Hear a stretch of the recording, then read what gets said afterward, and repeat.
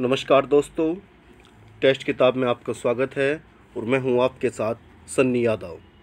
आज हम शुरुआत करेंगे भारतीय संविधान के भाग 2 की। इससे पहले हम भारतीय संविधान के भाग 1 का अध्ययन कर चुके थे, तो उसकी हमने सभी बातें देख ली थी।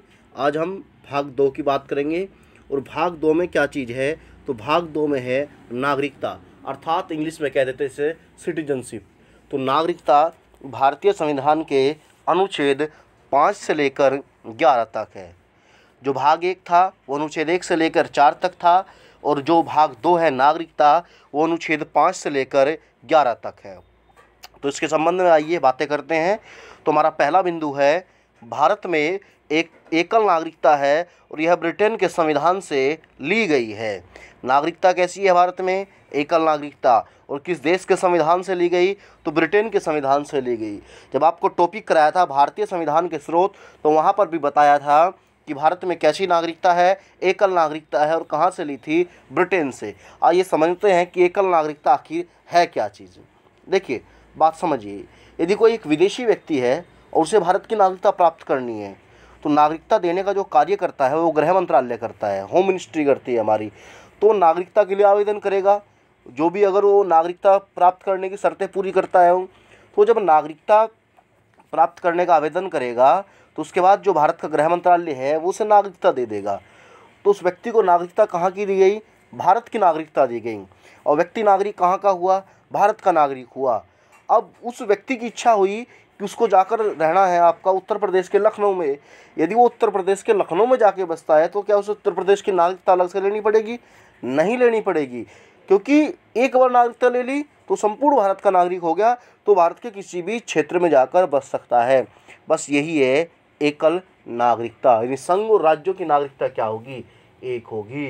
यदि आप अमेरिका का उदाहरण लें, तो संयुक्त राज्य अमेरिका के अंदर दोहरी नागरिकता है। एक नागरिकता वहाँ का संघ देगा, और एक नागरिकता आपको जिस भी राज्य में आप निवास करना चाहते हो वहाँ की आपको नागरिकता लेनी पड़ेगी। तो आइए उसके बाद बात करते हैं, अपने अनुच्छेदों की ओर चलते हैं। हमारा अनुच्छेद है अनुच्छेद 5। अनुच्छेद 5 है संविधान के प्रारंभ पर नागरिकता। संविधान के प्रारंभ पर नागरिकता। इसमें बताया गया है कि जब संविधान प्रारंभ हुआ तो उस समय भारत का नागरिक कौन होगा। यानी इसमें बताया गया है कि जब संविधान लागू हुआ तो उस समय भारत का नागरिक कौन होगा। उसके बाद बात करें अनुच्छेद 6 की, तो अनुच्छेद 6 में पाकिस्तान से भारत आने वाले प्रत्येक व्यक्ति भारत का नागरिक समझा जाएगा यदि वह 19 जुलाई 1948 से पूर्व भारत चला आया हो। यदि इसके बाद आता है तो पहले भारत में 6 माह रहना होगा, उसके बाद नागरिकता मिलेगी। देखिए इसमें क्या कहा गया है। इसका मतलब ये सिंपल सी बात ये है, ये कहा गया कि यदि कोई व्यक्ति पाकिस्तान से भारत आता है तो वह व्यक्ति भी भारत का नागरिक मान लिया जाएगा। लेकिन कब? यदि वो 19 जुलाई, ये कट ऑफ डेट याद रखेंगे, 19 जुलाई 1948 से पूर्व, यानी कि 18 जुलाई 1948 की मध्यरात्रि 12 बजे तक अगर कोई व्यक्ति भारत आ गया तो ऑटोमेटिक भारत का नागरिक मान लिया जाएगा।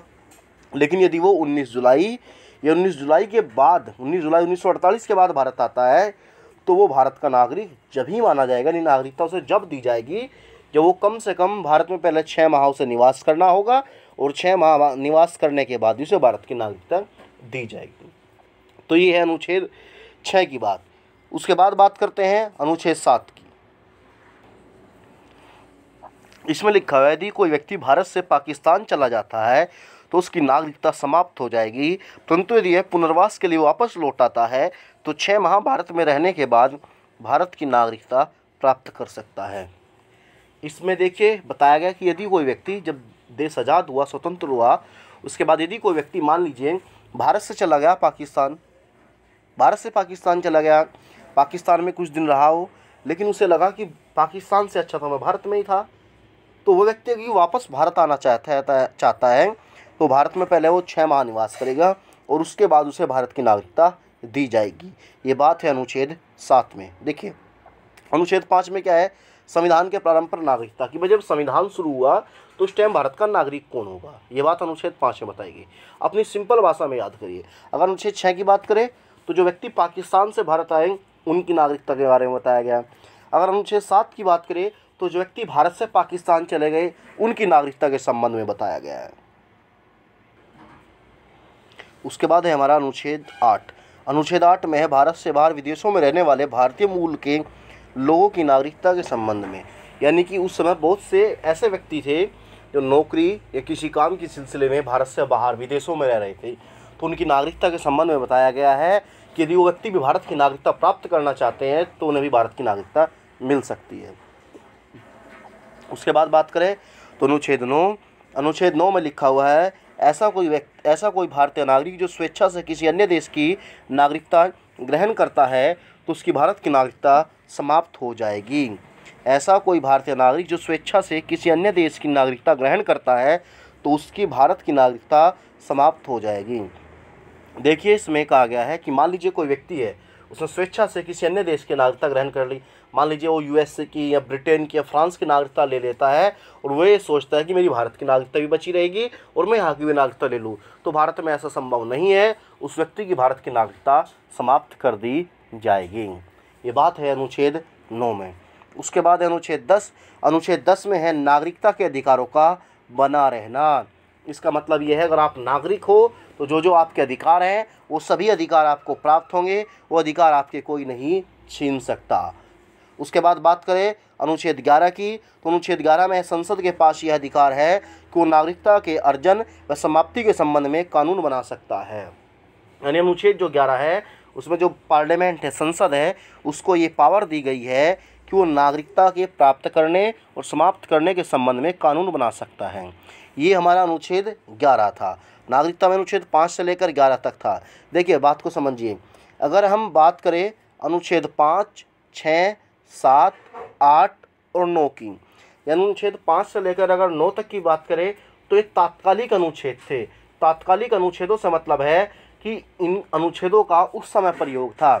आज के समय में न अनुच्छेद 5, न 6, न 7, न 8 और न अनुच्छेद 9, इन अनुच्छेदों का कोई प्रयोग नहीं है। यानी अगर कोई व्यक्ति अब ये सोचे कि मैं पाकिस्तान से भारत चला आऊँ और 6 माह भारत में रह लूँ, भारत की नागरिकता मिल जाएगी, बिल्कुल नहीं मिलेगी। ये अनुच्छेद केवल 1900 यानी कि जब देश आज़ाद हुआ उसके बाद 1955 तक के लिए था, उसके बाद ये आपका नहीं है। तो अगर बात करें तो अगर किसी व्यक्ति को आज भारत की नागरिकता प्राप्त करनी है तो उसके लिए एक कानून है, उस कानून का नाम है नागरिकता अधिनियम 1955। तो आइए से देखते हैं कि इसमें क्या चीज़ है। तो इसमें लिखा हुआ है अनुच्छेद 11 का प्रयोग करते हुए संसद ने नागरिकता अधिनियम 1955 बनाया। वर्तमान में भारत की नागरिकता इसी के द्वारा प्राप्त की जाती है और इसी के द्वारा समाप्त की जाती है। भाई बताइए, नागरिकता के ऊपर कानून बनाने की पावर संसद को किस अनुच्छेद में दी गई? तो 11 में तो दी गई। तो यही बात यहाँ पे लिखी गई है कि अनुच्छेद 11 का प्रयोग करते हुए 1955 कानून बनाया, नागरिकता अधिनियम 1955। तो अगर आज भारत की नागरिकता प्राप्त करनी है या समाप्त करनी है तो इसी अधिनियम से नागरिकता की प्राप्ति भी होगी और इसी अधिनियम से नागरिकता की समाप्ति भी होगी। तो उसमें लिखा हुआ वर्तमान में भारत की नागरिकता 5 प्रकार से प्राप्त की जा सकती है। देखिए जो 1955 का अधिनियम है उसमें भारत की नागरिकता प्राप्त करने के कितने तरीके बताए गए हैं? 5 तरीके बताए गए हैं। यानी अगर किसी व्यक्ति को वर्तमान में भारत की नागरिकता प्राप्त करनी है तो 5 तरीकों से नागरिकता प्राप्त कर सकता है। यानी जो भी व्यक्ति 1955 के बाद भारत का नागरिक बना है तो इन 5 ही तरीकों से नागरिक होगा। जाहिर सी बात है, हम सभी पढ़ाने वाले स्टूडेंट हैं, आपके उन सभी का जन्म जो है जाहिर सी बात है 1955 के बाद ही हुआ होगा। जब 1955 के बाद हुआ और आप भारत के अगर नागरिक हो तो आप इन्हीं किसी भी 5 तरीकों में से एक तरीके से आप भारत के नागरिक होंगे। अगर पहले तरीके की बात करें तो जन्म से, बाई बर्थ। जन्म से का मतलब है यदि बच्चे का जन्म भारत में होता है और जन्म के समय उसके माता या पिता में से कोई एक व्यक्ति भारत का नागरिक है तो बच्चा भारत का नागरिक मान लिया जाएगा। देखिए मान लीजिए माता या पिता में से कोई एक भारत का नागरिक है। मान लीजिए कोई भारतीय व्यक्ति है, उसने किसी विदेशी मूल की महिला से शादी की, उस महिला को भारत की नागरिकता नहीं मिली, उसके बाद वो कुछ समय यहाँ पे वीजा अवधि पे रहते हैं और उनके यहीं पे जो है संतान की प्राप्ति होती है, तो जो बच्चा है वो भारत का नागरिक मान लिया जाएगा। क्योंकि जन्म के समय माता या पिता में से कोई भी एक भारत का नागरिक होना चाहिए, तो जो बच्चा है वो भारत का नागरिक हो जाएगा। उसके बाद बात करें वंश परंपरा के आधार पर। वंश परंपरा के आधार पर मतलब ये है, मान लीजिए कोई भारतीय नागरिक है और वो विदेश में निवास कर रहे हैं, वो वहाँ पर रह रहे हैं। तो जब वहाँ पे उनके बच्चे का जन्म होता है, और बच्चे का जो जन्म होता है तो वो ये चाहते हैं कि इस बच्चे को हम उस देश की नागरिकता न दिला के इस बच्चे को हम भारत की नागरिकता दिलाना है। तो वो क्या करेंगे, जो वहाँ पे भारतीय दूतावास है उसे सूचना देंगे कि हम इस बच्चे को भारत की नागरिकता दिलाना चाहते हैं। तो उस बच्चे को वंश परंपरा के आधार पर भारत की नागरिकता मिल जाएगी। उसके बाद बात करें पंजीकरण बाई रजिस्ट्रेशन। मान लीजिए कोई व्यक्ति, किसी व्यक्ति का न तो जन्म भारत में हुआ, न उसका वंश भारत का है, तो अगर उसे भारत की नागरिकता प्राप्त करनी है तो उस व्यक्ति को पंजीकरण के द्वारा भारत की नागरिकता दी जाएगी। यानी उस व्यक्ति को भारत में पंजीकरण के द्वारा नागरिकता दी जाएगी। और पंजीकरण के द्वारा नागरिकता प्राप्त करने के लिए समय अवधि है 5 वर्ष। 5 वर्ष यानी पहले आप 5 वर्ष तक भारत में निवास करोगे और उसी के बाद आप पंजीकरण रजिस्ट्रेशन के लिए अप्लाई करोगे। और जब आप अप्लाई करोगे, मान लीजिए आप 5 वर्ष कंप्लीट हो गए, तो कम से कम आप 1 वर्ष से कंटिन्यू भारत में रह रहे हो। मतलब जो 4 वर्ष हैं उनमें तो आप जिस भी देश के, मान लो अमेरिका कहते हैं, अमेरिका चले गए, वापस फिर आ गए, लेकिन जिस वर्ष आपको नागरिकता के लिए आवेदन देना है तो उससे 365 दिन पहले आप कंटिन्यू भारत में रहना चाहिए। तो यह है पंजीकरण। उसके बाद बात करें तो देशीकरण। देशीकरण भी एक प्रकार से पंजीकरण की तरीके का ही है। पंजीकरण में 5 वर्ष रहना पड़ता है। तो अगर देशीकरण से नागरिकता प्राप्त करनी है तो देशीकरण से नागरिकता के लिए 7 वर्ष रहना पड़ता है। पहले इसकी अवधि 12 वर्ष थी, घटा के 7 वर्ष कर दी गई। उसके बाद है अर्जित क्षेत्रों के द्वारा। अर्जित क्षेत्रों के द्वारा का मतलब है, यदि भारत ने किसी देश के भूभाग पर कब्जा कर लिया तो उस भूभाग में निवास करने वाले सारे व्यक्ति भारत के नागरिक मान लिए जाएंगे। देखिए, जैसे अगर गोवा की बात करें तो गोवा 1961 तक पुर्तगालियों के अधीन था। जब पुर्तगालियों के अधीन था तो गोवा के सारे नागरिक कहाँ के नागरिक माने जाते थे? पुर्तगाल के नागरिक माने जाते थे। लेकिन जब 1961 में भारत ने गोवा पर अधिकार कर लिया तो अब गोवा के सारे जो नागरिक हैं वो ऑटोमेटिक भारत के नागरिक मान लिए जाएंगे। एक एक नागरिक को भारत की नागरिकता अलग से नहीं दी जाएगी। तो 1955 के अधिनियम में ये 5 तरीके हैं नागरिकता देने की। यदि आप भारत के नागरिक हो तो अब जाहिर सी बात है इन्हीं में से किसी एक तरीके से आप भारत के नागरिक बने होंगे। उसके बाद बात करें तो नागरिकता की समाप्ति। तो नागरिकता की समाप्ति के 3 तरीके बताए गए हैं। नंबर 1, स्वैच्छिक त्याग। स्वैच्छिक त्याग होता है अपनी इच्छा से त्याग करना। आप अपनी इच्छा से भारत की नागरिकता छोड़ना चाह रहे हैं तो आप छोड़ सकते हैं। आप जो है एक एप्लीकेशन लिखिए और आप जो है गृह मंत्रालय में भेज दीजिए। आप एक एफिडेविट यानी शपथ पत्र लिखिए कि मैं भारत की नागरिकता छोड़ना चाहता हूँ। तो अगर उन्होंने उसे स्वीकार कर लिया तो आपकी भारत की नागरिकता चली जाएगी। आप रहोगे तो भारत में ही, आपको ये नहीं कि दूसरे देश में उठा के फेंक दिया जाएगा। आप रहोगे तो भारत में ही, लेकिन जो नागरिक के अधिकार हैं वो आपसे छीन लिया जाएगा। यानी कि आप सरकारी नौकरी नहीं कर सकते, आपके पास आधार कार्ड नहीं होगा, आप जो है मतदान नहीं कर सकते। जो भी एक नागरिक के अधिकार हैं वो आपसे छीन लिए जाएंगे। रहोगे आप भारत में, लेकिन एक प्रकार से कहा जाए कि विदेशी की तरह आप भारत में रहोगे। उसके बाद बात करें दूसरे देश की नागरिकता ग्रहण करने पर। अगर आपने किसी दूसरे देश की नागरिकता ग्रहण कर ली तो आपकी भारत की जो नागरिकता है वो चली जाएगी। उसके बाद बात करें नागरिकता से वंचित किए जाने पर।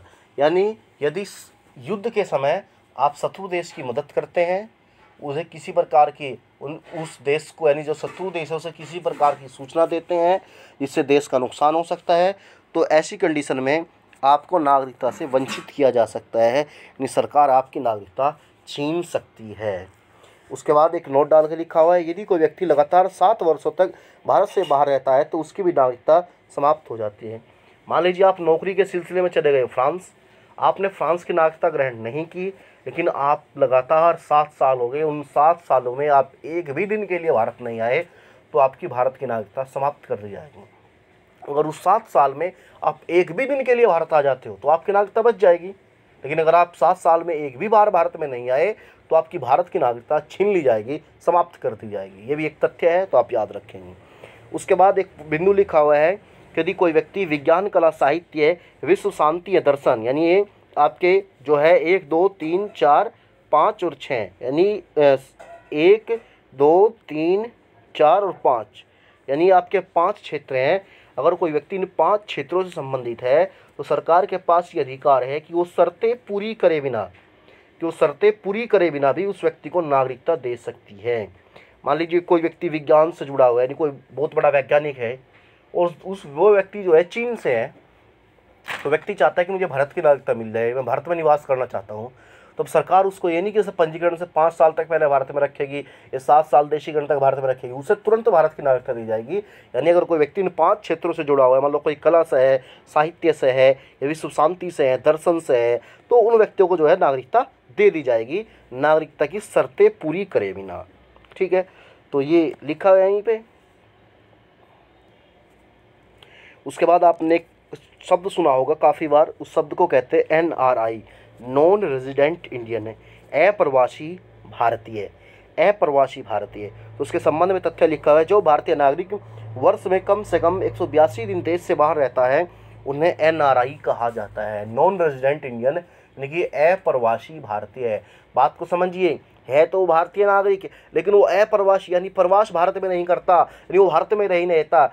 जो आपके पास अधिकार है वो सभी अधिकार एक NRI के पास होंगे। आप संपत्ति खरीद सकते हैं, वो भी खरीद सकता है। आप जॉब कर सकते सरकारी, आप भी वो भी कर सकता है अगर करना चाहे तो। आप वोट डाल सकते हैं, वो भी वोट डाल सकता है। NRI है भारत का नागरिक ही, लेकिन NRI ऐसे व्यक्ति को कहा जाएगा जो विदेश में यानी नौकरी के सिलसिले में, किसी कारोबार के सिलसिले में वो भारत में निवास नहीं करता, इस साल में कम से कम 182 दिन देश से बाहर रहता है, तो ऐसे व्यक्ति को NRI कहा जाता है। ठीक है, उसके बाद आपने सुना होगा एक शब्द PIO और एक शब्द सुना होगा अगर आपने OCI, तो उनके संबंध में थोड़ी बात कर लेते हैं। PIO person of Indian origin, भारतीय मूल का नागरिक। वर्ष 2003 में ये सरकार ने एक स्कीम शुरू करी थी, इस स्कीम का नाम था PIO person of Indian origin. यानी कोई भी व्यक्ति अगर भारतीय मूल का है, भारतीय मूल का मतलब ये है कि मान लीजिए कोई व्यक्ति है, एक व्यक्ति A नाम का व्यक्ति है, और जो वो A नाम का व्यक्ति है वो दक्षिण अफ्रीका का नागरिक है, लेकिन उसके जो पूर्वज थे, उसके माता पिता थे, वो भारत के नागरिक थे। यानी वो भारत से जाके कारोबार के सिलसिले में वहाँ पर जाके बस गए, तो उसके बाद उन्होंने भारत की नागरिकता प्राप्त कर ली। तो जो संतान हुई उनके A नाम की संतान, वो भी दक्षिण अफ्रीका का नागरिक है। तो व्यक्ति भारत अगर आना चाह रहा है घूमने के लिए, तो पहले क्या था, वीज़ा प्राप्त करना होता था। तो सरकार ने एक योजना लेकर आई PIO कार्ड। तो इसमें सरकार ने कहा कि कोई व्यक्ति अगर ये साबित करता है कि वो भारतीय मूल का है, यानी उसके जो पूर्वज थे, माता पिता या दादा दादी वो भारत के थे, तो उस व्यक्ति को एक PIO कार्ड जारी किया जाएगा। और जिस व्यक्ति के पास PIO कार्ड होगा, वो PIO कार्ड की जो अवधि होगी 15 वर्ष होगी, यानी वो व्यक्ति 15 वर्ष तक बिना किसी वीज़ा के भारत आ जा सकता है। यानी उसे वीज़ा की आवश्यकता नहीं है, जब मन करा भारत आ गया, उसे वीज़ा के लिए अप्लाई नहीं करना होगा कि मैं भारत आना चाहता हूँ। तो उसके बाद सरकार 2005 में एक और योजना लेकर, उसका नाम था OCI, overseas citizen of India, Bharat के समुद्र पार नागरिक। सेम यही था, सेम इसमें भी यही बात थी कि अगर कोई व्यक्ति भारतीय मूल का नागरिक है, नहीं उसके माता पिता उसके दादा दादी भारत के नागरिक थे, तो उनके लिए एक नया कार्ड शुरू कराया गया। वो कार्ड शुरू कराया गया OCI। यानी अगर कोई व्यक्ति OCI कार्ड बनवा लेगा तो व्यक्ति जीवन काल तक, यानी जब तक भी उसकी जीवन अवधि है, जिंदगी भर वो कभी भी अगर भारत आना चाह रहा है तो बिना वीज़ा के वो भारत आ सकता है। PIO कार्ड में कितनी अवधि थी, 15 वर्ष तक आ सकता है, इसमें कभी भी आ सकता है। तो उसके बाद ये दोनों ही स्कीम चलती रही। तो इसमें जो भारतीय मूल के नागरिक थे उनमें बहुत ज़्यादा कन्फ्यूज़न था कि PIO कार्ड बनवाया जाए, OCI कार्ड बनवाया जाए। अब कुछ लोग ऐसे थे जिनमें PIO कार्ड पहले ही बनवा चुके थे, तो उनके सामने समस्या आई कि हम OCI कार्ड बनाएं या ना बनवाएं। तो उसके बाद सरकार ने क्या करा, 2015 में सरकार ने PIO कार्ड का OCI कार्ड में विलय कर दिया। यानी अब PIO कार्ड समाप्त कर दिया गया, केवल OCI कार्ड है। और जिन लोगों ने पहले PIO कार्ड बनवाया था, उन कार्ड का उस व्यक्ति के कार्ड का OCI कार्ड में कन्वर्ट कर दिया गया, चेंज कर दिया गया। ठीक है, उसके बाद इसमें एक बिंदु है, पाकिस्तान और बांग्लादेश के नागरिकों को OCI कार्ड जारी नहीं किया जाता। यानी कोई व्यक्ति ऐसा है, यानी उसके माता पिता थे भारत के, लेकिन वो चले गए पाकिस्तान में बस गया, अगर वो साबित करे कि मैं भारतीय मूल का नागरिक था, तो पाकिस्तान और बांग्लादेश के जो लोग हैं उनका ये नहीं माना जाएगा, यानी उन्हें OCI कार्ड जारी नहीं किया जाता। तो ये था हमारा भारतीय संविधान का भाग 2 नागरिकता, जो कि हमने आपको पूरा करा दिया। तो अगर आपको सेशन अच्छा लगता है तो आप लाइक कर सकते हैं, शेयर कर सकते हैं, सब्सक्राइब कर सकते हैं। और PDF प्राप्त करने के लिए आप टेस्ट किताब के नाम से टेलीग्राम पर चैनल को ज्वाइन कर सकते हैं। धन्यवाद।